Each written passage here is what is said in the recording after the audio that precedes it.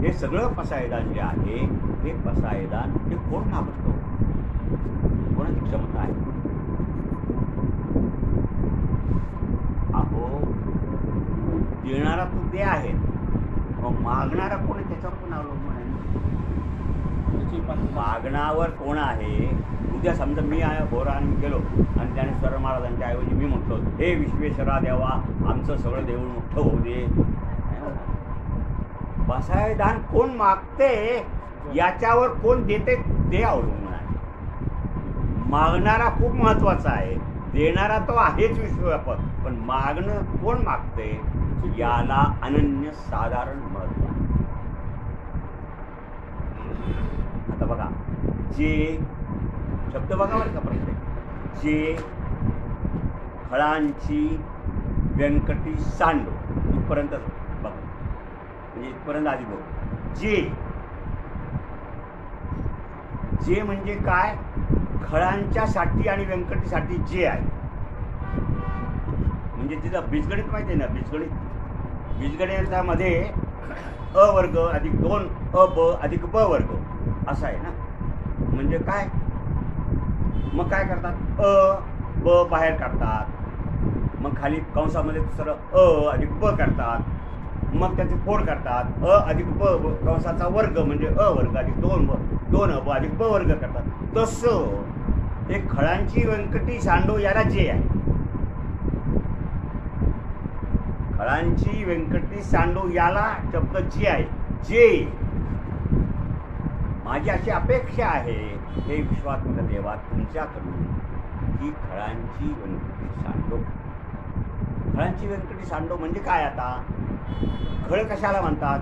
खळ खूप व्यापक शब्द आहे, खूप व्यापक म्हणजे खूप व्यापक. आत्तापर्यंत आपण ज्ञानेश्वरीमध्ये जे पाहिलंय ना, त्या प्रत्येक अध्यायामध्ये जे जे ईश्वरदत्त नाही आहे, जे जे पुण्यकारक नाही आहे, जे जे हितकारक नाही आहे, जे जे शास्त्राला धरून नाही आहे, ते सगळं जे करतात अशा ज्या व्यक्ती आहेत ते सगळं खलं आहे.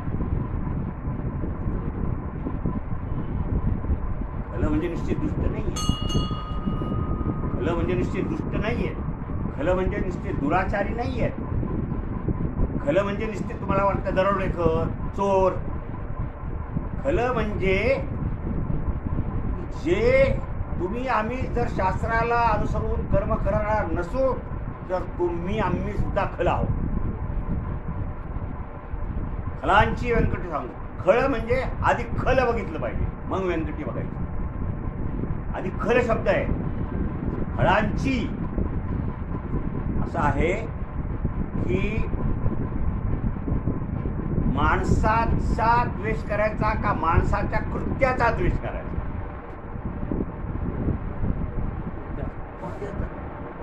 रामाने रावणाचा वध केला, बरोबर आहे, कर्तरी प्रयोग ना. रामाने रावणाचा वध केला. रावणाशी त्याचं वैर होतं का? नाही. मंदोदरीने रावणाला अनेक प्रकारे समजावून सांगितलं तरीही त्याने ऐकलं नाही. त्याच्यानंतर रावणाला पराभव केल्यानंतर लक्ष्मणाला रावणाकडे पाठवलंय.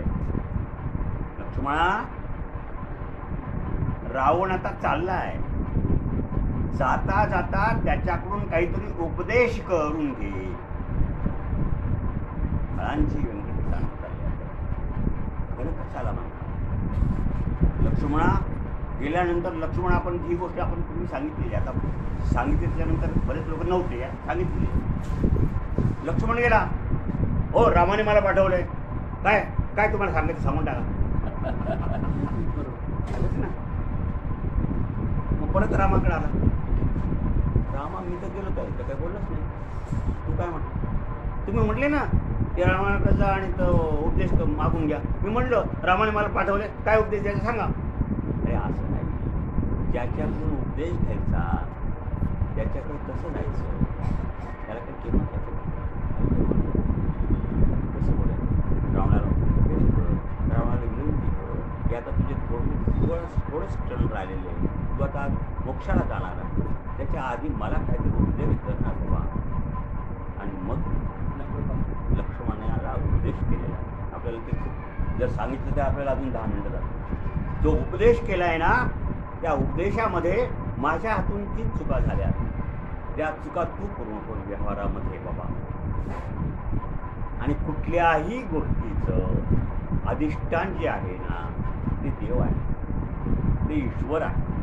मला असं वाटलं, कॉलर टाईट करतात ना आता उदयनराजे, असं मला असं वाटलं की मीच सगळं करतो, असं नाहीये.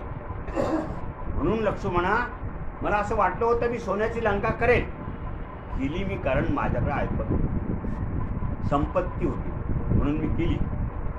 दुसरं असं सांगितलं की सगळा जो समुद्र आहे लंकेचा, तो सगळा सुगंधित करेल. या सगळ्या चुका मी केल्या. याचं कारण असं आहे की मला असं वाटलं मी करता आहे, करण्याचा अहंभाव आला, माझा अहंकार आला, आणि मग मला शेवटी नाही करता आलं. आता मला शेवटी त्या कथेमध्ये आपल्याला घुसायचं नाही आहे. शेवटी त्या रावणाचा सगळा संस्कार, अतिसंस्कार, अंत्यसंस्कार, सगळा विधी सगळा रामाने केला, लक्ष्मणाच्या हातून केला, नंतर सगळं राज्य दिलं ते विभीषणाला. खळांची व्यंकटी सांगो, हे खळ जे आहेत ना, या खलांमध्ये खूप व्यापकता आहे. खल हे सत्ता, संपत्ती, मद, अहंकार, बळ, शक्ती, असुरी, संपत्ती याच्यामध्ये गुंतलेले जे आहेत ना, ते सगळे खल आहेत, सगळे खल आहेत. मग सुधारणार कसं काय विश्व? मग खळांची व्यंकटी सांडो. व्यंकटी हे ॲक्च्युली अपभ्रंश आहे शब्दाचा. व्यंकटी म्हणजे संकट, व्यंकटी म्हणजे त्यांच्या असलेला कष्ट, त्यांचे असलेले चुकीचा कुटीलपणा, त्यांचा असलेला अहंकार, त्यांचा असलेला दंभ, त्यांच्यामध्ये असलेली वासना, त्यांच्यामध्ये असलेली इच्छा, त्यांच्यामध्ये असलेली ईश्वराच्या विरुद्धची भूमिका, शास्त्राच्या विरुद्धची भूमिका त्यांच्यामध्ये असते, ती व्यंकटी आहे. खळांची व्यंकटी सांडो. शब्द सांडो आहे. एकदा सांडल्यानंतर काय राहणार नाही ना. व्यंकटी सांडो, एकदा सांडल्यानंतर काय राहणार आहे? मग ते व्यंकटी सांडो. प्रत्येक स्टेप बाय स्टेप आहे. गणित डायरेक्ट नाही सांगायचं. गणित सोडवताना अंकगणित, बीजगणित, भूमिती सोडवताना मग गणित धरावं, मग प्रमेय धरावं, मग आकृती काढावी, मग 2 समांतर रेषा एकमेकाला मिळत नाही म्हणजे काय, त्याचं सगळं करता करता म्हणून 2 रेषा मिळत नाही, असं करावं. म्हणून माऊलींनी सांगितलं, 1 स्टेप नंबर 1 माझ्या पसायदानामध्ये, माझ्या प्रार्थनेमध्ये पहिलं जे खळांची व्यंकटी सांडो.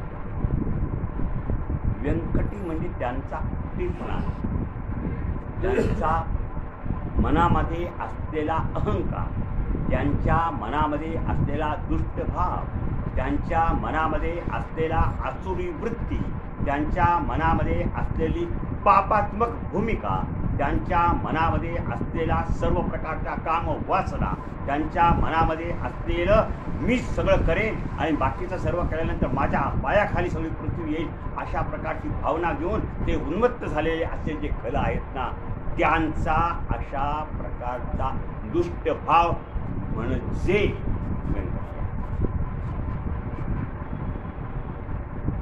खळांचा नाश करा नाही, हे सगळे मारून टाका. खळ किती खळ आहे? 90% खळ असतील, 80% असतील, 70% असतील, 60% असतील. मग काय सगळे खळ मारून टाका? आयुष्यभरा नाही पाहिजे आम्हाला, आता सगळे शुद्ध पूर्णत्व पाहिजे. नाही, त्यांना संधी द्यायची. खळांची व्यंकटी सांडो. हे जे खलपुरुष आहेत, जे बापाने धर्माचरण न करता वागणारे आहेत, असे जे सर्व आहेत ते